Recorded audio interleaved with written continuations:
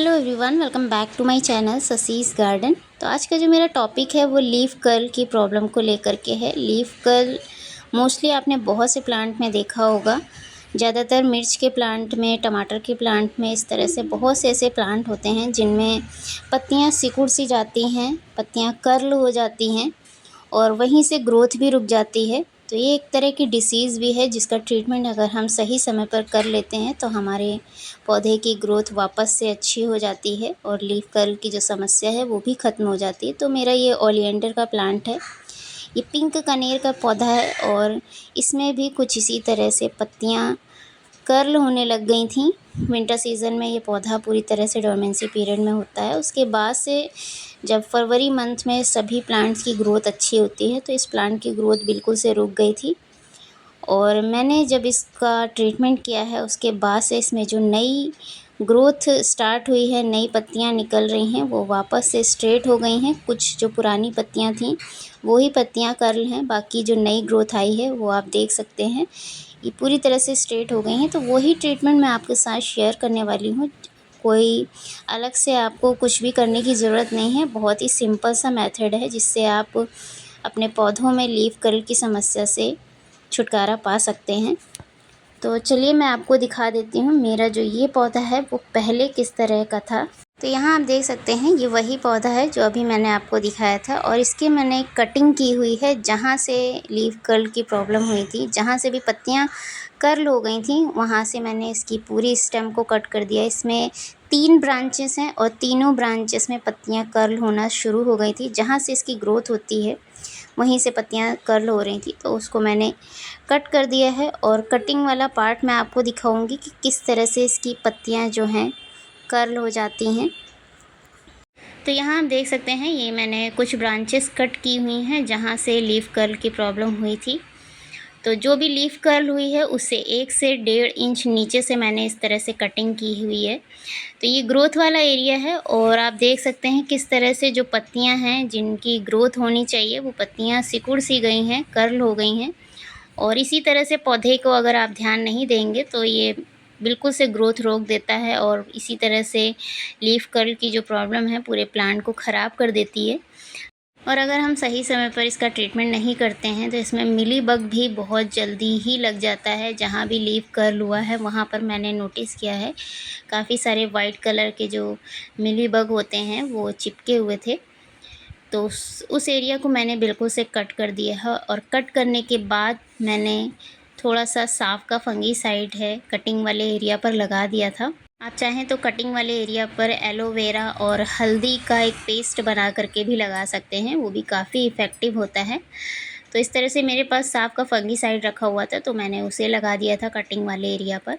Leaf curl की problem में ये मेथड काफ़ी इफ़ेक्टिव होता है। जहाँ पर भी लीफ कर्ल की प्रॉब्लम हुई हो आप उन पत्तियों को हटा दें, उस स्टेम को हटा दें और अच्छे फंगीसाइड या हल्दी पाउडर का स्प्रे कर दें, उसका लेप लगा दें। तो कुछ ही दिनों में जब आप देखेंगे कि आपकी प्लांट में नई ग्रोथ आएगी तो उसमें लीफ कर्ल की किसी भी तरह की प्रॉब्लम देखने को नहीं मिलेगी। मिर्च वगैरह के प्लांट में, जो वेजिटेबल प्लांट में इस तरह से लीफ कर्ल होता है उसमें मोस्टली मैंने कुछ वीडियोस देखे हैं जिसमें छाछ वगैरह का स्प्रे वगैरह करके दिखाया गया है। तो वो मैंने करके नहीं देखा है। मैंने इस तरह से फंगीसाइड का यूज़ किया जिससे मुझे बहुत अच्छा रिज़ल्ट मिला और मेरा प्लांट वापस से इसमें लीफ कर्ल की जो प्रॉब्लम थी ख़त्म हो गई है और वापस से इसमें स्ट्रेट लीव्स आने लग गई हैं।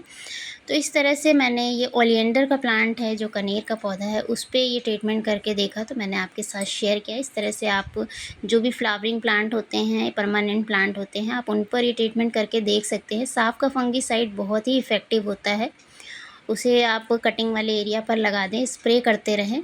तो इस तरह से मिलीबग से भी छुटकारा मिलेगा और जो भी प्लांट में डिसीज़ वगैरह होगी उससे भी काफ़ी हद तक रिलीफ मिलता है। वैसे कनेर का पौधा जो है काफ़ी हार्डी प्लांट होता है, उसमें इस तरह की डिसीज़ बहुत ही कम देखने को मिलती है।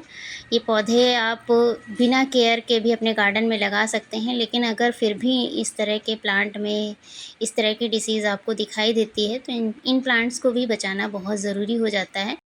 ये प्लांट काफ़ी तेज़ी से बढ़ता है, अगर इससे अच्छा स्पेस मिले तो गमले में भी इसकी हाइट बहुत अच्छी हो जाती है। नर्सरीज़ में ये बहुत ही कम रेट में मिल जाता है और कटिंग से भी प्लांट बहुत ही ईज़िली लग जाता है। अभी बारिश के सीज़न में आप इसकी कटिंग लगा सकते हैं और इसमें कई सारे कलर ऑप्शंस में आपको प्लांट देखने को मिलते हैं। तो समय-समय पर अगर हम इनमें होने वाली डिसीज़ का ट्रीटमेंट करते रहते हैं तो ये प्लांट बहुत ही हेल्दी ग्रोथ करते हैं। तो यहाँ आप देख सकते हैं जहाँ पर मैंने कटिंग की थी वहाँ पर साफ के फंगीसाइड का अच्छे से लेप लगाया हुआ है। आप चाहें तो कटिंग करने के बाद पाउडर को, साफ का जो पाउडर होता है उसे छिड़क सकते हैं, क्योंकि कटिंग करने के बाद एक लिक्विड सा निकलता है स्टेम में। तो जो पानी होता है उस पर अगर आप पाउडर को छिड़केंगे तो वो अपने आप गीला हो जाता है और चिपक जाता है पाउडर। तो इस तरह से आप वो साफ के फंगीसाइड को यूज़ कर सकते हैं। साफ का फंगीसाइड आपको किसी भी नर्सरी में इजीली मिल जाएगा। 100 रुपीज़ का भी अगर आप पैकेट ले लेते हैं तो कई दिनों तक ये पाउडर चल जाता है। और जब भी आपके प्लांट में किसी भी तरह की डिसीज़ दिखे तो आप उसे स्प्रे बॉटल में उसका लिक्विड तैयार करके स्प्रे कर सकते हैं या डायरेक्टली आप लेप लगा दें। तो इस तरह से आप मेरे इस प्लांट को देख सकते हैं, जहाँ से मैंने कटिंग की थी वहाँ से कई सारी ब्रांचेस निकल आई हैं और जो कटिंग वाला एरिया है उसे भी आप देख सकते हैं। अभी तक साफ का फंगीसाइड लगा हुआ है इस तरह से और काफ़ी अच्छे से ग्रोथ हुई है।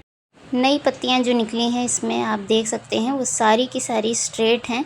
कुछ ही पत्तियां नीचे की तरफ कर्ल बची हुई हैं, तो उसमें मैं फिर से एक बार फंगीसाइड का स्प्रे कर दूंगी ताकि जो भी लीफ कर्ल की थोड़ी बहुत भी डिसीज़ इसमें बची हुई हो वो पूरी तरह से ख़त्म हो जाए।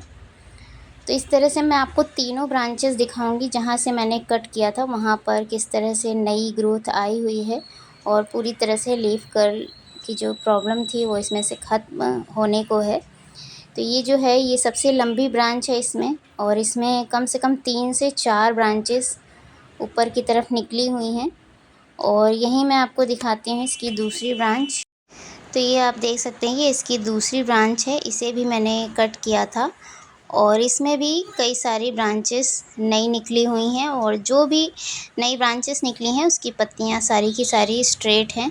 तो ये है इसकी सबसे छोटी और तीसरी ब्रांच जिस पर इस तरह से ग्रोथ हो रही है। और ये जो नई ग्रोथ आई है इसमें बिल्कुल से भी इस डिसीज़ का अटैक नहीं है।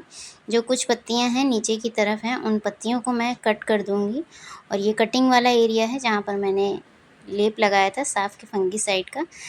तो इस तरह से आप देख सकते हैं नीचे की तरफ कितनी सारी इसमें ब्रांचेस निकली हुई हैं और धीरे धीरे जैसे जैसे ये ब्रांचेस बढ़ेंगी तो पौधा दिखने में काफ़ी बुशी लगेगा और काफ़ी सारी ब्रांचेस होंगी तो काफ़ी सारी कलियां भी इसमें बनेंगी और जब ये कलियां खिलेंगी तो ये पूरा का पूरा पौधा फूलों से भर जाएगा और काफ़ी सुंदर लगेगा।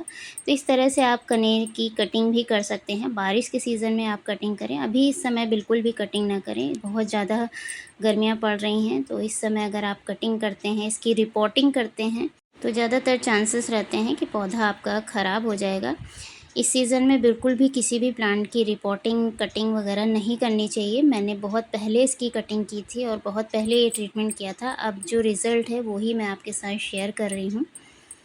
तो ये प्लांट आप बारिश के सीज़न में ला कर के लगाएं या कटिंग आपको कहीं से मिल जाती है उसकी कटिंग आप ला कर के लगाएं। बहुत ही इजीली लगने वाला ये प्लांट है। आपने रोड साइड भी देखा होगा, बहुत सारे ये प्लांट लगे रहते हैं बिना किसी केयर के, धूल मिट्टी में बहुत अच्छे से चलते हैं, बहुत अच्छी फ्लावरिंग भी करते हैं। और गमले में जब हम इस तरह के प्लांट को लगाते हैं तो हमें थोड़ी बहुत केयर करनी पड़ती है, क्योंकि ये पौधा बहुत ही तेज़ी से जड़ों को फैलाता है। अगर इसमें इसे ज़मीन में अच्छा स्पेस मिलता है तो बहुत ही तेज़ी से ये पौधा फैलता है और ग्रोथ भी काफ़ी अच्छी करता है। तो कुछ चीज़ें हैं हमें समय समय पर इस पौधे में या हमारे और भी प्लांट होते हैं उनमें देखते रहना चाहिए। जो भी ट्रीटमेंट है वो समय पर कर लेना चाहिए तो पौधा हमारा स्वस्थ रहेगा। तो आज का मेरा ये वीडियो आपको कैसा लगा मुझे कमेंट करके ज़रूर बताइएगा। चैनल पर नए हैं तो चैनल को सब्सक्राइब करके बेल आइकन को ज़रूर प्रेस कर लीजिएगा। तो मिलते हैं फिर से इसी तरह के एक और नए वीडियो में, तब तक के लिए thank you so much for watching.